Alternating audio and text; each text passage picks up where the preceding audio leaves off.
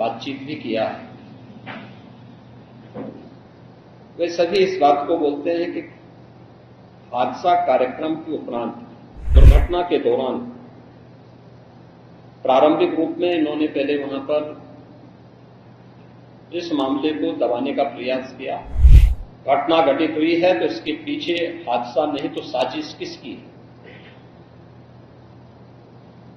कौन इसके पीछे है।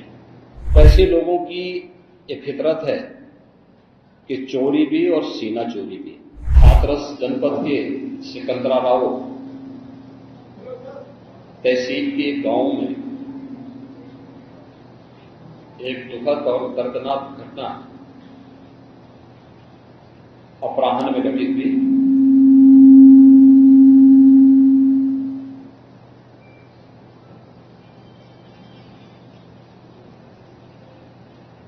इस पूरी घटना की तह तक जाने के लिए शासन स्तर पर हम लोगों ने कल भी जो व्यवस्था बनाई थी, लेकिन प्रथम दृष्टया हम लोगों का यह था कि पहले राहत और बचाव के कार्य को आगे बढ़ाया जाए।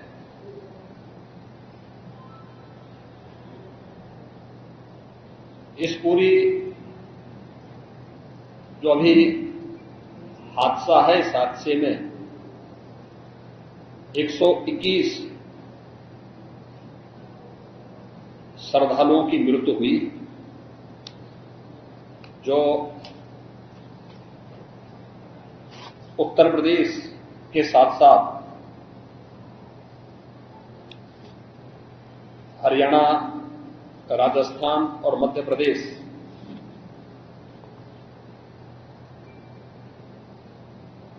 से भी जुड़े हुए थे। उत्तर प्रदेश में हाथरस, बदायूं, कासगंज, अलीगढ़,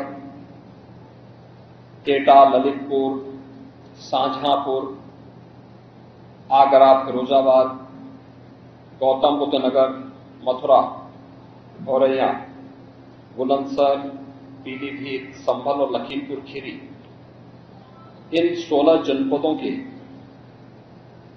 भी कुछ श्रद्धालु जन थे जो इस हादसे के शिकार हुए हैं।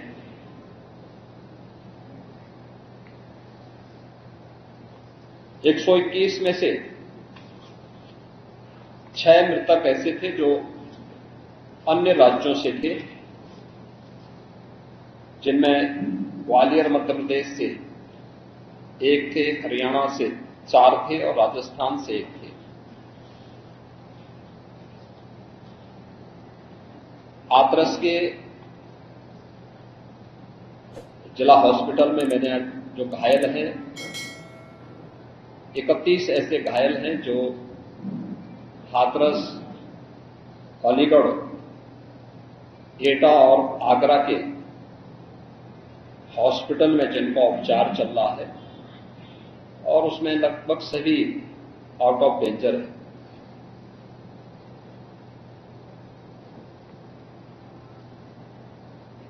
हादसे के बारे में जो वहां के चश्मदीद हैं, जो इस घटना के शिकार हुए थे, गंभीर रूप से घायल हो गए थे, उनमें से ज्यादातर जो लोग हैं जिनसे आज मैंने बातचीत भी किया है, वे सभी इस बात को बोलते हैं कि हादसा कार्यक्रम के उपरांत जब इस कार्यक्रम में जो सज्जन वहां पर अपना उपदेश देने के लिए आए थे, उनका कार्यक्रम या उनकी कथा संपन्न हुई तो कथावाचक के मंच से उतरने के बाद जीटी रोड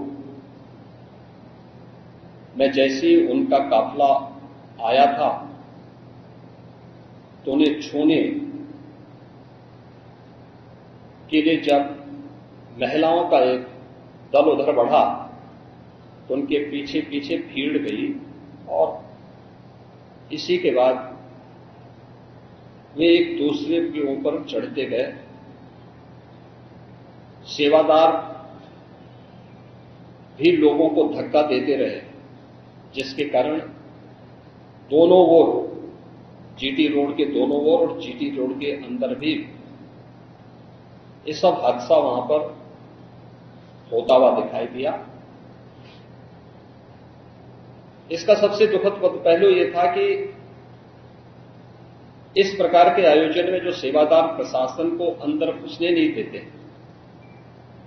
दुर्घटना होने के तत्काल बाद या दुर्घटना के दौरान प्रारंभिक रूप में इन्होंने पहले वहां पर इस मामले को दबाने का प्रयास किया, लेकिन जब उन्हें प्रशासन ने हॉस्पिटल ले जाने की कार्रवाई प्रारंभ की तो इनमें ज्यादातर सेवादार वहां से भाग गए। इस पूरी घटनाक्रम के लिए हम लोगों ने एडीजी आगरा की अध्यक्षता में एक एसआईटी गठित की है,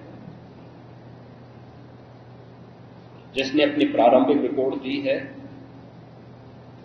और इस घटना की तह में जाने के लिए उनसे कहा गया है। बहुत सारे ऐसे पहलू हैं जिन पर जांच होनी बहुत आवश्यक है। अब तक प्रथम दृष्टया जो थी हमारी कार्रवाई ये थी कि राहत और बचाव के कार्य को आगे बढ़ाने के बाद आयोजकों को पूछताछ के लिए बुलाना,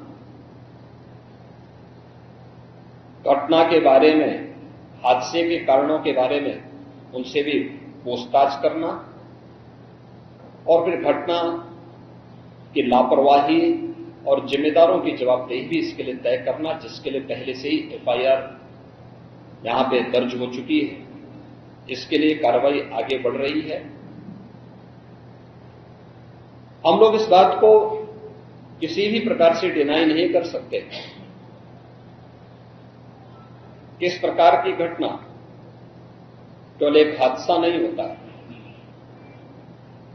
अगर हादसा भी है तो उसके पीछे कौन जिम्मेदार है, और अगर वह घटना घटित हुई है तो इसके पीछे हादसा नहीं तो साजिश किसकी है, कौन इसके पीछे है। इन सभी पहलुओं को लेकर के राज्य सरकार ने तय किया है कि हम इसका एक जुडिशियल इंक्वायरी भी करवाएंगे और जुडिशियल इंक्वायरी हाईकोर्ट के एक रिटायर्ड जज की अध्यक्षता में होगी, जिसमें प्रशासन और पुलिस के भी रिटायर्ड सीनियर अधिकारियों को रख करके इस पूरी घटना की तह में जाकर के जो भी इसके लिए दोषी होगा उन्हें इसकी सजा देना और इस प्रकार की घटना की पुनरावृत्ति न हो, इनके बारे में एक सुझाव और एक एसओपी उनके माध्यम से बनाई जा सके, जिसे आगे इस प्रकार के किसी भी बड़े आयोजन में लागू किया जा सके।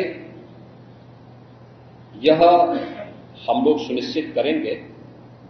और मैंने यहां पर भी हाथरस में भी और सिकंदराव के घटनास्थल का मैंने दौरा किया, यद्यपि वहां काफी बारिश थी, और वहां जाकर के मैंने एक बार उसको देखने का प्रयास किया है। यद्यपि प्रशासन ने पहले से इसके मैप भी बना के तैयार किए थे और भेजे भी थे, लेकिन हादसे के कारणों की प्रारंभिक व्यवस्था देखी जा सके, इसको देखने के लिए वहां पर मैं स्वयं गया था। और हमारे 3 मंत्री यहां पर कल से ही कैंप कर रहे थे। मुख्य सचिव और पुलिस महानिदेशक भी यहां पर कल से ही कैंप कर रहे हैं।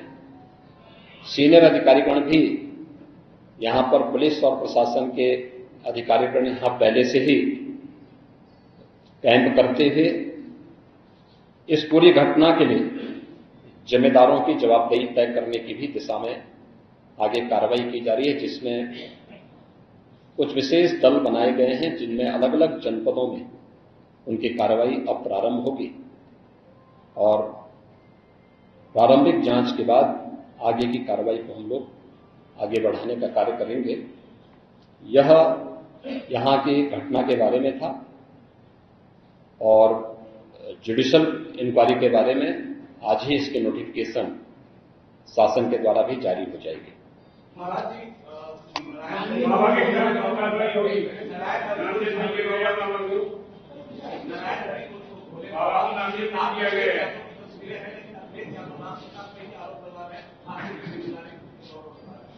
देखिए, कुछ लोगों की एक प्रवृत्ति होती है कि इस प्रकार के दुखद और दर्दनाक घटनाओं में भी वे राजनीति ढूंढते हैं और ऐसे लोगों की एक फितरत है कि चोरी भी और सीना चोरी भी। यह हर व्यक्ति जानता है कि सज्जन के फोटो किसके साथ में है, उनके राजनीतिक संबंध किन के साथ जुड़े हुए हैं।